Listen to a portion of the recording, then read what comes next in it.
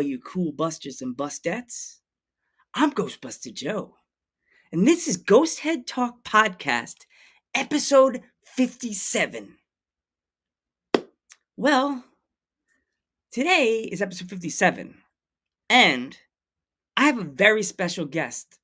This man right here, I watched so much of it when I first started watching YouTube. And I know I'm the big Mr. Ghostbusters fan. Of course, you gotta watch something fun, get your news from somewhere. Not just some guy selling it behind in the middle of the mall. But long story short, this man got me really to want to do my own thing. So I do. Let's give a big welcome aboard to Jason from Ghostbusters News. Hello, Jason here from ghostbustersnews.com tonight on the Ghost Heads Talk podcast. How are you doing? I'm good. Oh my gosh, Jason. Oh, I can't Ah, even tell you, man. Huh, I huh, can tell you. I can tell huh. you right now. We're here tonight. We're going to talk about Ghostbusters. I'm pumped. I'm excited. Let's do this. Yes. So, Jason, Mhm. what made you start your website with Ghostbusters News like that? Well, it's not. I mean, kind of a convoluted story, but there's not really too much to it.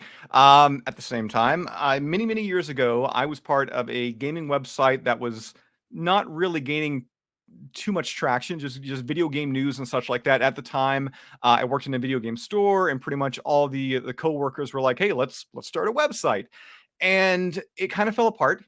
So out of that website, I then started running a wrestling website, um, and I guess shortly thereafter, we started adding like extra sections to the site. There was a gaming section, and there was a kind of like almost like a tabloid section. It really didn't have a clear focus, but I found myself really enjoying covering the 2009 Ghostbusters, the video game news. Like in the gaming section, that was my bread and butter. Whenever there was news to be had, a new trailer, I was like, oh, I can't wait to talk about it. And around that time in 2009, you had the Ghostbusters, the video game coming out from Atari. You had Mattel releasing the very first ever like Bill Murray, Peter Venkman action figure. There was so much on the go. There was so much in the pipeline, and I just found myself thinking, you know what? I'm enjoying this. I really like writing, talking about Ghostbusters, getting in with the community online. And I mean, prior to that, I was visiting protoncharging.com and Spook Central, and I was kind of a silent fixture on the gbfans.com message board for years. So I was already kind of in the community, just very quiet. I really wasn't being heard. I didn't really want to be seen. And to be honest, for the first several years Ghostbusters News was live, I wasn't seen. It was just a news site, and that was it. And then, of course, YouTube started. Companies were like, "Hey, do you want to review this item, this Slimer mask, or whatever it is?" The first couple of reviews that was released, and it just kind of snowballed from there. Obviously, we had big news. There was new video games. There was the 2016 film. There was Ghostbusters Afterlife. Now with Firehouse or Hell's Kitchen or whatever they want to call it. So it just kind of snowballed from there. And as it did, obviously Ghostbusters News grew, the YouTube channel, all the other things, all of our socials, Patreon, all that good stuff. So it's been a fun roller coaster ride since it started back in 2009. Awesome. So, out of all the Ghostbusters stuff that has came out since you were a Mhm. kid to the young adult, which I like all of the toys or any of the stuff, which one would have to be your all-time favorite, top five? Top five. I mean, the ones that kind of come to mind immediately for me, and some of them are obvious. I mean, obviously the Hasbro Spengler Proton Pack that just came out. The fact that they made a Proton Pack easily accessible, and well, really shouldn't say easily, but really, if you had the cash and you were within that window of pre-ordering, you could grab one. And for years, people wanted an affordable Proton Pack, and I mean, for the value that was there, that's an affordable proton pack, in my opinion. So that's certainly up there, along with obviously the Spengler wand. There was also I'm trying to blank to it. I got it for Christmas. My wife got it for me this past Christmas, and it's the big Japanese Stay Puft that was Oh, released back in '84. I'm drawing a blank on what it's called, but it's like the Stay Puft model kit. I don't have it painted or anything. I've got it with the box. I've got the two alternate heads, the little red ribbon. That's right up there. Love that one. And there's been some really weird kind of mashups over the years. Some offbeat figures that I've really taken a weird liking to. There was those food figures like Pizza Venkman, where it was Dr. Peter Venkman, but he was a slice of pizza. Oh, I don't know jeez. why, but that figure to me, I love it. It is one of my all-time favorites. I think it's just fantastic. Pizza Venkman, such a great name. The Lego Firehouse is another one too. I'm so glad I got that when it was released. I had the chance to pick that up because that's another one. And the other thing too, I think with my collection is I really kind of embraced the community in terms of the fan creations, not really the official stuff. And recently, Phantasm Toys released the slime ball figure, the Slimer with the big old booty. And if anybody watches Ghostbusters news, you know that I go face deep into some Slimer booty. And that figure is bar none the best Slimer ever released. So I think that's five collectibles. One not official, but that's five collectibles. Baby Slimer, you're not in Jason's favorite. He doesn't. Ah, I'm sorry. I'm sorry. I'm sorry. I Sorry, mean, every listen to Slimer me. every Sorry. Slimer is a favorite to some degree. He's an I mean, Instagram star, so yeah, get him on TikTok. Get him on TikTok. I need to put him on that page and get him a nice funny video. Hmm. I do. Yes, I do. I forgot what I said. I said if she doesn't like Ghostbusters and he falls over, if he doesn't eat something and he just falls over. He just falls over in my bed. I said something and he fell. Hey, what's going on? Welcome. Hey, it's Nikki. How you doing, Nikki? Hi, Nikki. Welcome. I got that lovely little gift from a lady from Sweden. Thank you again. She gave it to me one day when it was like during the pandemic, and I was a little sad. And she started like she made things, and I said, I love that Slimer. Do you think, and like it's like she's like, you want one? And I was like, I'm Oh, gonna it's pick it. awesome. It's I love the fan community and like those little unexpected gifts and especially with Slimer. Like over the years, I've seen so many people do like Slimer puppets. Like I know the New York Ghostbusters has a really cool slick looking Slimer puppet. It was at the Spirits Unleashed premiere back in October, and they bring it to like all the events. I know it's going to be there at the Ghostbusters Day celebration this year Try and in get to New that. York City at Tribeca at Hook and Ladder Yes. 8. And I know there was also a group out in Niagara Falls that they brought a really cool like Slimer puppet. I don't know. I love the creativity within the fandom. Yeah, it's so funny because like everybody has their own like as Ray as Egon. I mean, well, as Dan Aykroyd says, everybody has their own franchise, you know. Like, and I like that little voice Mhm. you have on your channel, and the with the Dan Aykroyd voice when you do the voiceover thing. Oh yeah, yeah, yeah. Yeah, The like like this. everybody has their own franchise, you know. Like, and it's Yeah, the funny. I'm I've sorry. been recently doing like some of that. I know the AI art stuff is pretty questionable, but I'm glad to see so far people have been more accepting about AI voices. Yeah, Because for somebody like me, I don't know. I always find it so weird when I'm doing a voice or when I'm doing like a video, like a news video, and I have to like recap, Dan Aykroyd. Like he says something, and I'm like, why can't I just get, I can't get Dan. And the AI stuff right now, at least when it comes to voices, they've come a long way. I mean, they sound pretty darn natural depending on the app you're using. And I'm glad, at least at the moment, until something happens, I'm sure there's going to be some type of horrible incident when AI voices unlock some type of nuclear code somewhere out there in the world, and a horrible event happens. But at least for the time being, AI voices, it seems like they're accepted. yeah. That's one of my friends. Hello. Yeah.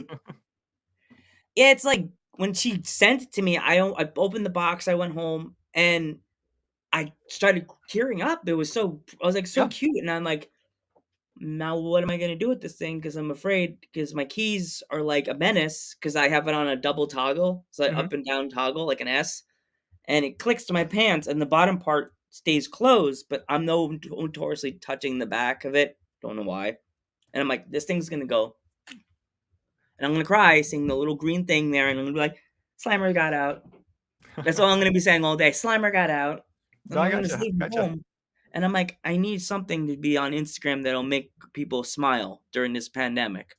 And I went, he was sitting on my desk, and it was like you heard like the Ghostbusters piano, ding, ding, ding, and I was like, I have my new celebrity on Instagram, and I don't even need to get a new girlfriend. By the way, I didn't actually notice when he was here, but Mulan Marauder, how you doing, Mulan? I saw him on the in the chats there. Love Talking him. about That's my boy right there. That's like, great, great fellow. Talking about the Kenner Ghost Trap there, top five, of oh, course. the he's one of my fans from Dudes at Ringside from like way back, Hmm. like since when I first started it, just talking to geek like about Raws and Smackdowns. But yeah, like, oh my gosh. So and now we're gonna go into the next topic about Yeah. how much Jason, how much Marauder, like out of like with the Ghostbusters cartoon, like Yeah. hearing that where they're gonna have a was that thing I something about there somebody was drawing them, the guy from Spider Man, was that they heard? Well, they've got it was one of the storyboard artists Hmm. for that. I know they've got they've got I mean, when it comes to Sony, obviously a lot of their talents kind of get tossed around and such like that. When it when it comes to Sony Pictures Animation, Sony Pictures Studios, like I'm just doing a quick check here. Storyboard. I want to make sure I get the names correctly here, but yeah, that was I can't find it here, but yeah, there was one of the up for one of the storyboard artists for the upcoming Spider-Man film, the upcoming Spider-Verse film. They are working on the upcoming whatever it's going to be, the theatrical Ghostbusters animated feature, and then yeah, I mean, obviously there's not really too much known about that as of yet.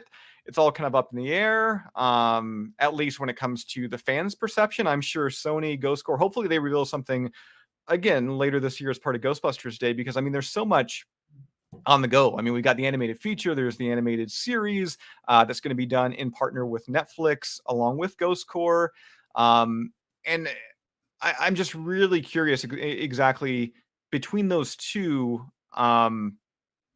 I don't know. I'm just really curious about the response from the fans, because I'm sure one is probably going to play it safe when it comes to being more in the standard, Ghostbusters fare. But I can't see them releasing two animated feature in a series so close to one another and not having them being so different. So I assume one is going to be quite a different aspect. And whether or not it's like, I know years ago there was talks that they may do a Ghostbusters film or Ghostbusters feature or whatever, an animated one that was from like the perception of a ghost, Yeah, and I mean, maybe that could be one of them. I don't know, but I'm excited to see the return to animation.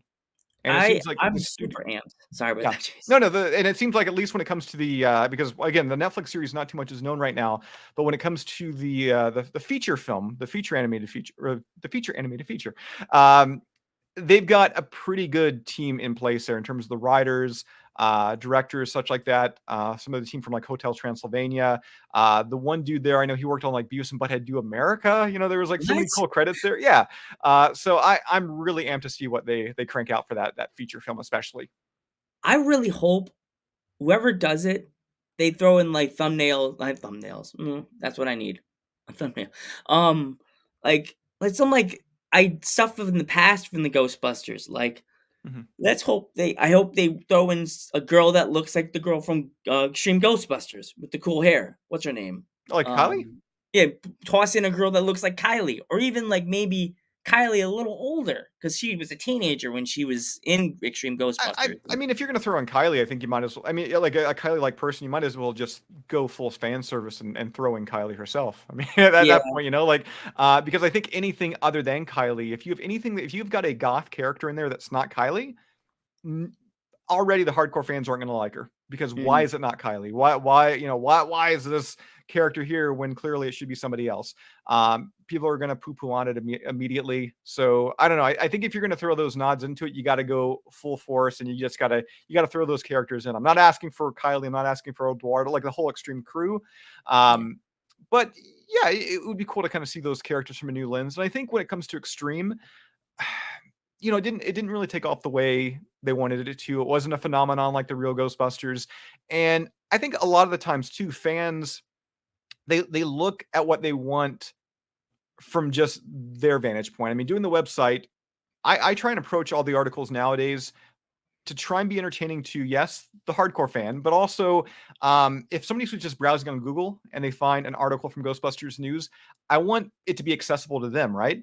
So, and I think a lot of people don't really look at it from, okay, I would love to see this IDW comic character in the new film, or I would love to see the IDW comic canon or the 2009 video game canon. Sure, that would be great for some, but the vast majority of people have no idea who this character is, the story behind it. They're going to be lost.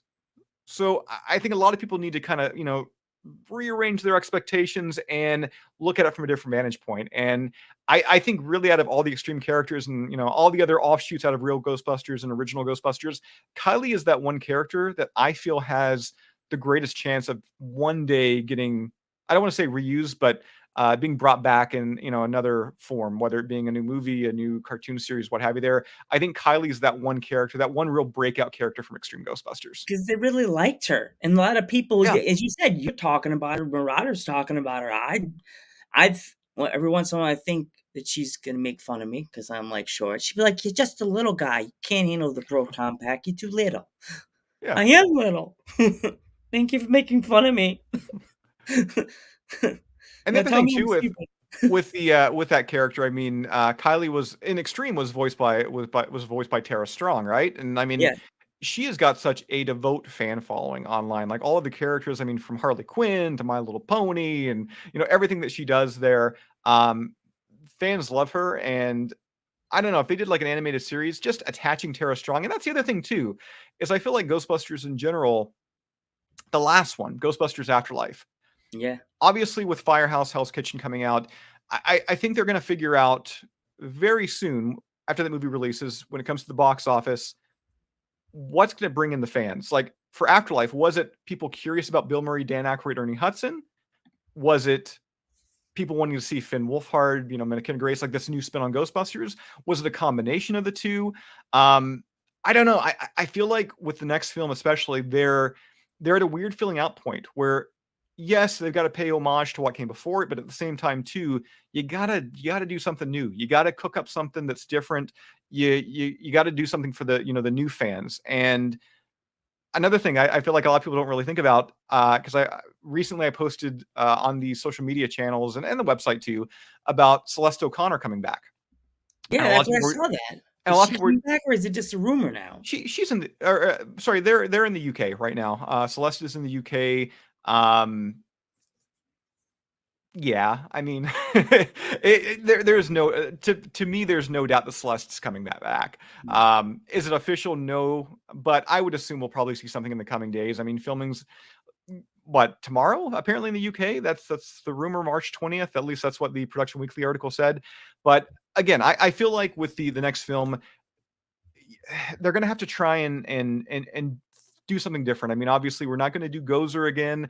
I don't think we should have Vigo Yeah, unless Vigo is, and I think this would be great, a very mid-level boss. Like the movie could mm, open up with a ghost bust and it's Vigo, and it's nothing. He's done. That's it. yeah, And to me, that makes the threat level seem so much bigger. And at the same time, it's kind of like a wink at Ghostbusters 2, and at the same time, Ghostbusters 2 not being that profitable at the box office, kind of the blunder, despite the fact that I feel like that is the best Ghostbusters movie. yeah. I'm just saying that. Ghostbusters 2 is my bread and butter. I love that movie.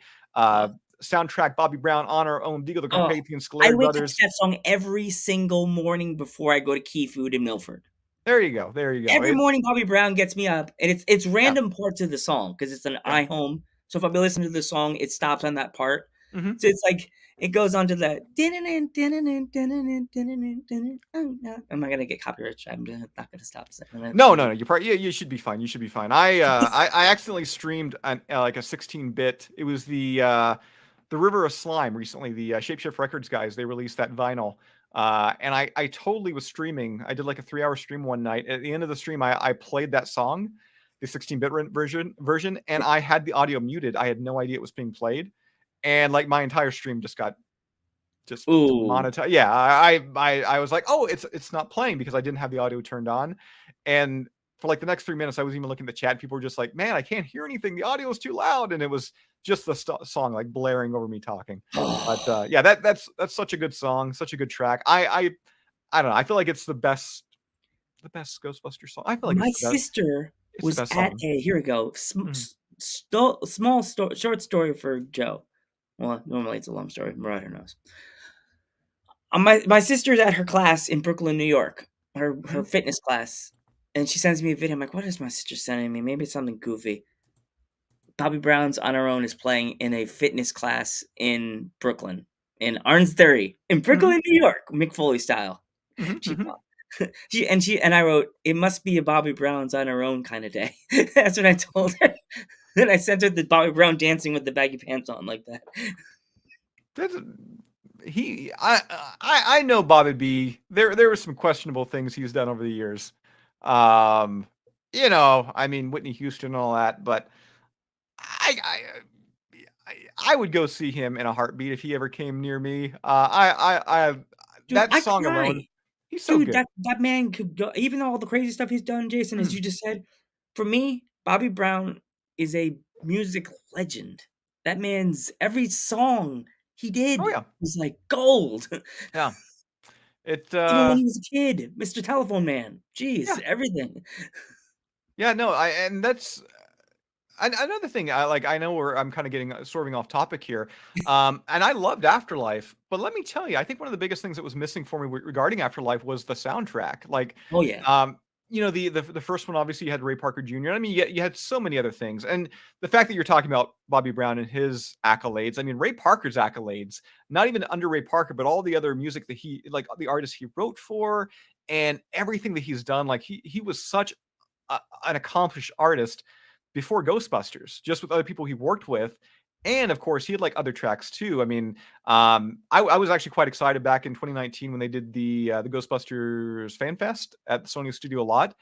Like he performed Ghostbusters, and I felt bad because like after he performed it, I think he got into his one song. What was it? The Other Woman, and so many people were just like sort of walking away because I was like, oh, Ghostbusters is done. But like I was jamming. I was like, man, like I love Ray Parker Jr. Like I, my love for him doesn't stop at Ghostbusters. He has all these different good hits. It's so He weird, Jason, he that nobody gives him his credit. he's Like, dude. got he's got such a great like groove style, and I mean Ghostbusters is so him. I think one of the big reasons why that song, and people will disagree, but I think one of the big reasons that song is so hard to cover is, well, I mean, one thing, the chorus is shouted at you. I mean, how can you really replicate that? But that song is so Ray Parker. It is him through and through. And I credit so many artists for trying their own thing with it. And I mean, there's like all those heavy rock remixes or heavy rock covers online. And I know it's not the most popular one out there, but the Fall Out Boy one from 2016, Mm, credit to them for trying to do something different when it comes to the chorus, like the whole like I'm not yeah, afraid thing.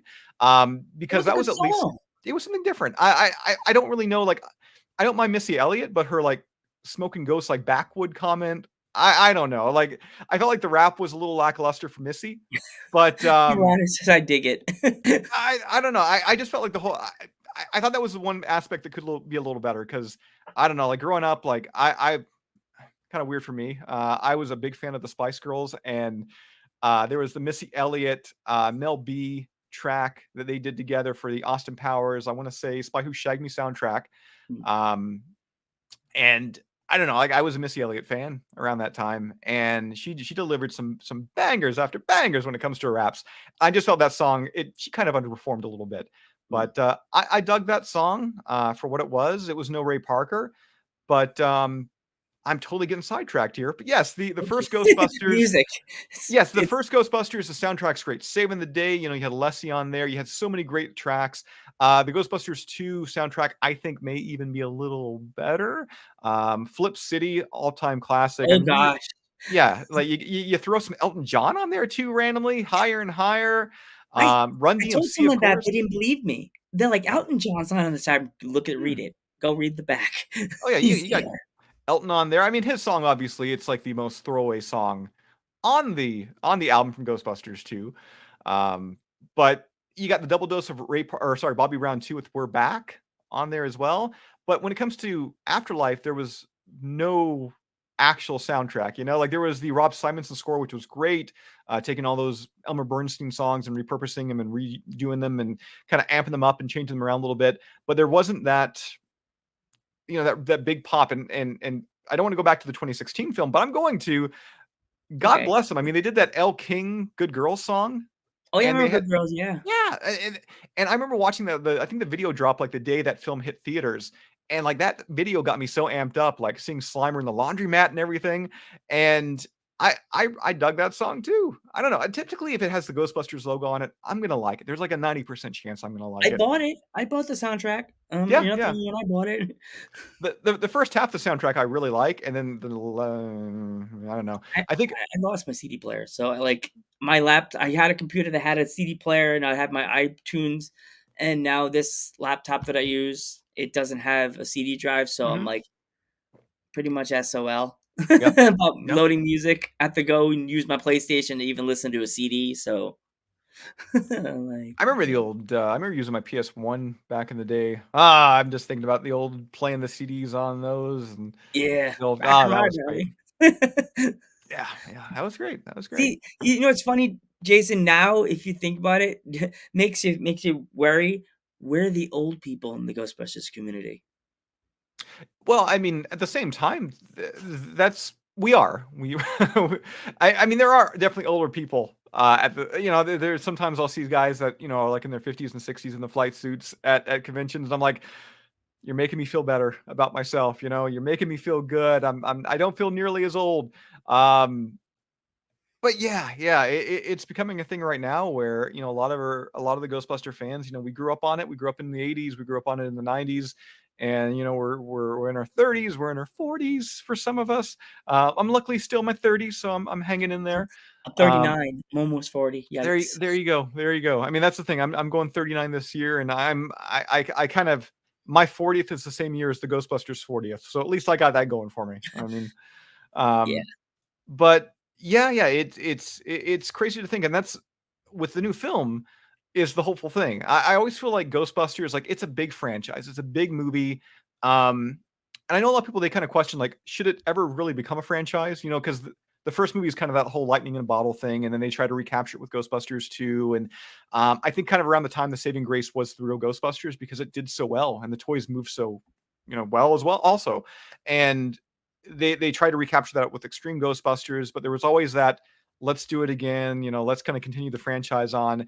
And it's a big franchise. I just have always said that I feel like there's like a weird glass ceiling that they always try and smash through. They're always trying to break through. And they're not to the level of like a Star Wars, they're not to a level of a Marvel. They likely never will be. Um but I feel like they're trying to break through that glass ceiling, and I'm really hoping with this next film they can do that. I mean, you got Paul Rudd, you got Finn Wolfhard, McKenna Grace is gaining a lot of traction online, and I almost think that if you were to bring in another heavy hitter, you can really cement that, big box office opening weekend type thing, bring in a lot of new fans, a lot of new blood to the franchise. Because as we're getting older, we're becoming old men. I mean, that's something we're going to need to continue these movies to be profitable. We need to get the new generation, more of them. I mean, there's kids discovering it. Obviously, parents are introducing their children to it, but I want this next film to become a mega blockbuster hit. I want the new cartoon series, the new animated feature. I want to see so many young Ghostbuster fans. I want a young fan out there to take my job. Just Oh gosh, come or maybe on. mine, but my channel's not that big. As I said, Jason, if it wasn't for you and, Yes Have Some, Mhm, mostly you because you got me to wanna do, like, report stuff and, like, mhm. tell even though you were doing the bigger news, I would find out some random small, Yeah. "Oh, they're bringing out back out Ghostbusters the toy. Jason told me about this." Let me just say it and mention you. Jason talked Oh, about it first. That's what well, I always give you the credit I got whenever no problem it's with that. Like, there's so many people that they'll message me online and they'll be like, "Hey, this person stole your news story." I'm like, "Well, first of all, it's not my news story. I'm reporting on it." Like, does Empire Magazine go after New York Times being like, "Hey, you guys, you took our exclusive on Tom Cruise. Like, what's going on here?" No. And also, again, I started with a wrestling website, and I mean, you are a wrestling fan. I mean, Yeah. news articles are like thefted left and right. Exclusives are Oh, like, oh, Dave Meltzer said this, and then they'll just copy and paste on their website. So I've never had a problem with people being like, "Oh, they stole your news." I don't care. Like it's okay.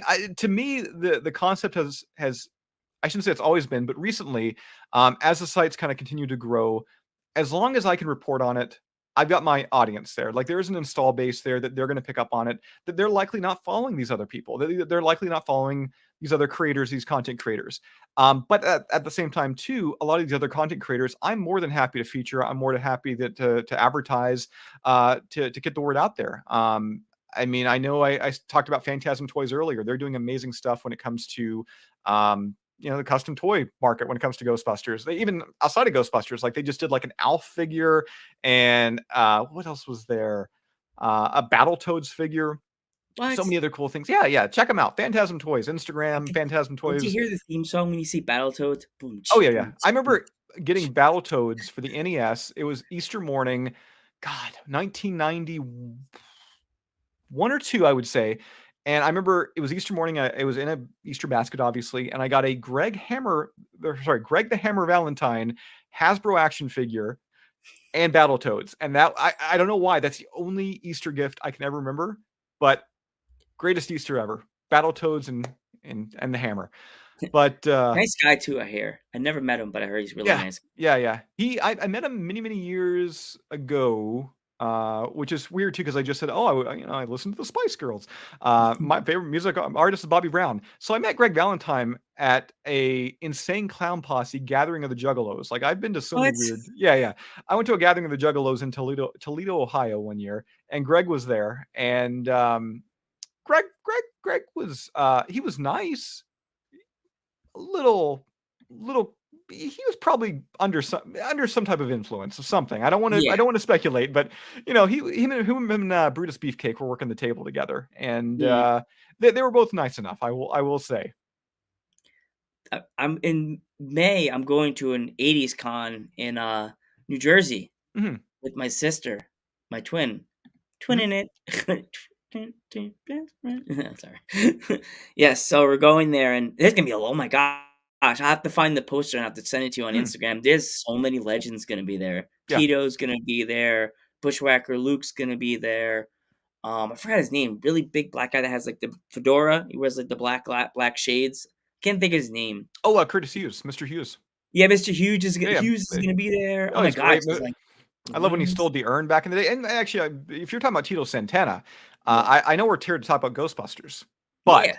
I will always talk about one of the biggest moments of my childhood was the day Rick Martel turned on Tito Santana and they broke up Strike Force.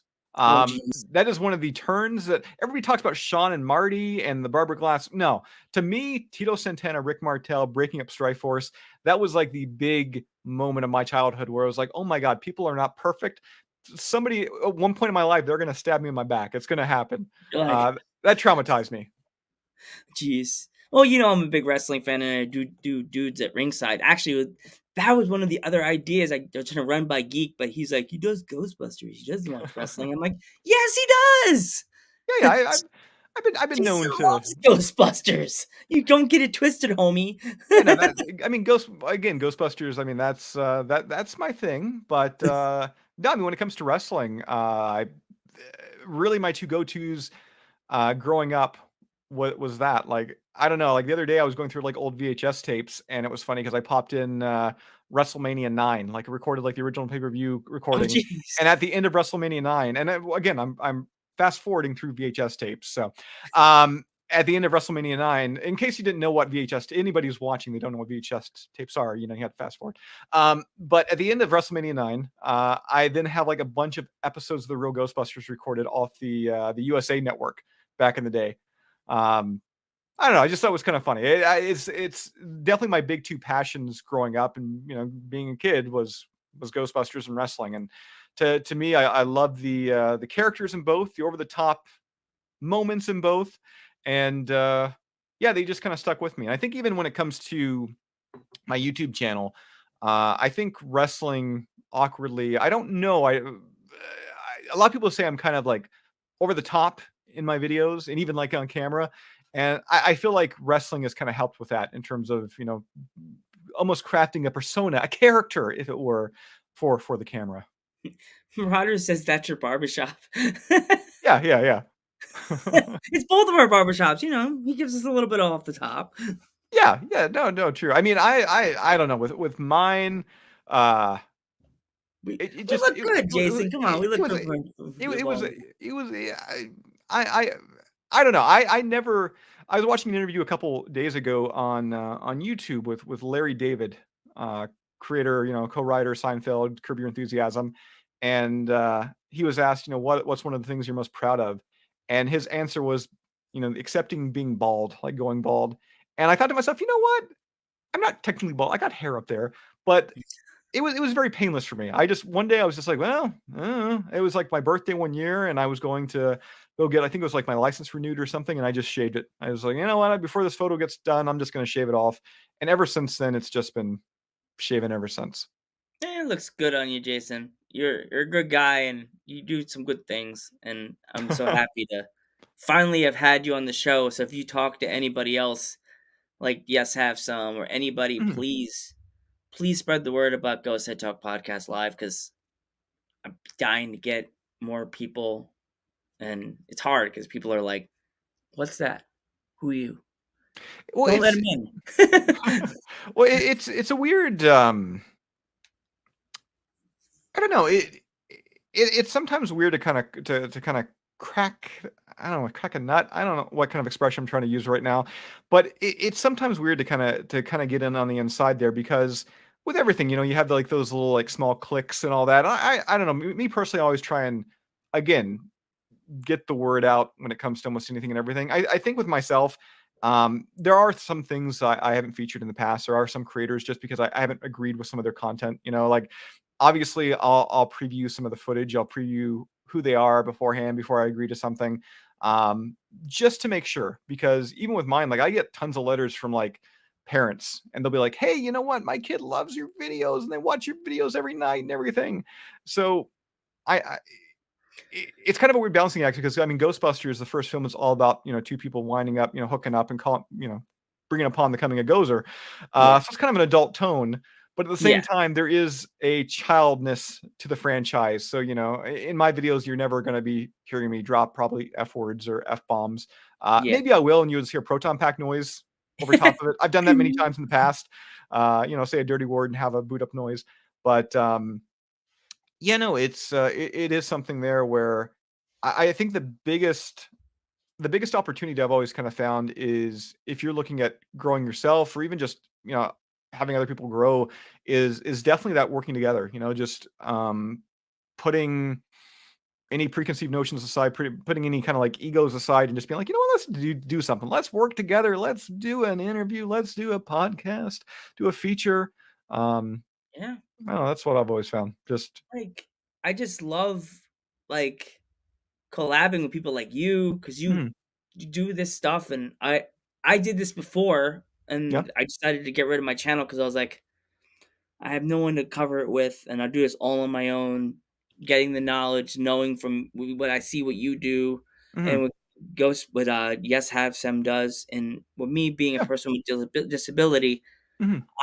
I learn by what other people do to see what I should do. Like I see Oh, hear no, how I you say words and how you move around on when you're talking and stuff like that, and I'm like, I'm gonna be like Jason and be like, okay, when you're talking to the camera, don't Mhm. just talk into the webcam. Like talk like you're talking to the person that to your fans. You know what I mean? Gotta be a little, yeah, a little bit expressive. I mean, um, I'll even admit too, like when I first started doing videos, and hopefully people watching, they recognize the names I'm about to drop here. But when I started doing videos, I never meant to. I never wanted to. It was never a goal of mine. I never wanted to be a face of the site. I don't really consider myself. That's why hopefully the logo is the face of the site. The little newscaster Muppet looking guy, done by Beducci Studios of Phantasm Toys. Awesome artist, really good guy. But yeah, I never wanted to be the face, and it just became a thing where HalloweenCostumes.com many years ago they had a Slimer mask, and that's why I referenced it earlier. They were like, "Hey, you want to review this?" I was like, "You want to send me something for free?" Sure. Yeah. I mean, the site wasn't bringing in like any money at the time or anything. So I was like, yeah, free $20, $30 mask. Awesome. So I did that. And then after that, they're like, hey, you want to review like a Stay Puft Marshmallow Man inflatable? I was like, yeah, I'll do that. And it just kind of slowly grew from there. And I think my first attempt really was a Halloween countdown that I don't even think exists on the YouTube channel anymore. It was like a really low, it wasn't the best camera that was recorded or that used for it. It wasn't the best audio, wasn't the best video, what have you there, but it was the starting point. And for the first Halloween countdown, honestly, my biggest inspiration was Matt of Dinosaur Dracula. Uh, Mm, if you've watched him, he has this very kind of awkwardness when he does his videos. Like it's not smooth at all, but it works for him so well. And I loved it so much. And I was like, you know what? I like that style. And I tried it, and you can tell in the earlier videos that there's definitely influence there, but it wasn't my thing. And after a little while, I was like, you know what? Let me try and find more of a. I don't want to say more of a character, but just try and be yourself a little more. It's kind of like that Steve Austin thing where it's like, oh, it's myself, but it's like amped up to 10. mm, If I get excited about something on camera, let me get really excited, really joviant, really pumped, and it just became a thing. Over time, I kind of started finding who I was. That's not saying the guy that I am and the guy that's in the video are two different people, because it's not. Um, if I don't like something, I'm not going to be like, "Oh, I love this thing. It's so great." Again, luckily for me, if it has the Ghostbusters logo on it, like 90% of the time, you're already going to get me like give it like a thumbs up from me. And that can be also conceived as bad, especially when I'm doing reviews, because sometimes yeah. you know, I should probably be harsher. When there was the 2016 Monster High doll of the Oh Ghostbusters, gosh. I like that. Okay, It was cute. It was came with, cute, but I'm came with like, a they're terrible little monsters. plumber. Shouldn't they be attacking her because she's a Ghostbuster? There was that. There was the My Little Pony that I was like, oh, it's the My Little Pony. Um, I like things. I like tangible toys. But going back to just the whole creation process and such like that. Um, I just found that it was kind of that weird slow burn, and I never